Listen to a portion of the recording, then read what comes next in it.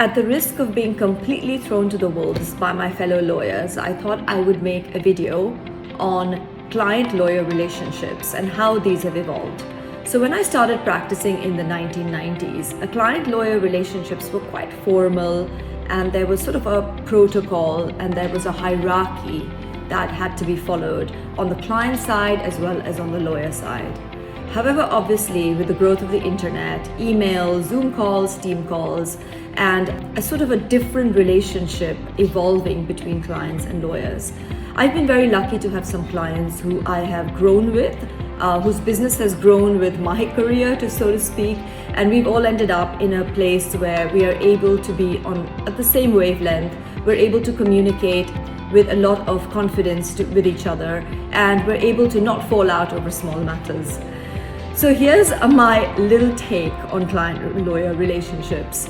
I think the first thing is to be upfront and honest about your fees and how you structure your fees.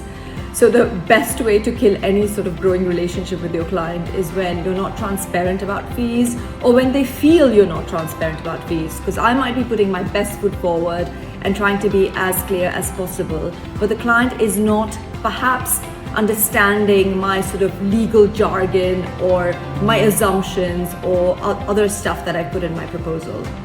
So I try to simplify this nowadays. You should, as a client, feel free to ask your lawyer about alternatives to hourly billing rates. Because I think more and more hourly billing rates, whilst they might be a benchmark of the kind of firm you are using, are not really modern day principles of billing. So whilst we do use modern day principles like fixed fees, capped fees, we often do need to have an hourly rate because things can go over the fixed fee, or they cannot be quantifiable under the assumptions of the fixed fee. But there is no reason why a client can't have an honest conversation with a lawyer. And often as a lawyer, I also want to know the client's budget. So for example, if a client is doing a $100 million deal and wants to pay me $10,000, perhaps that's not so fair.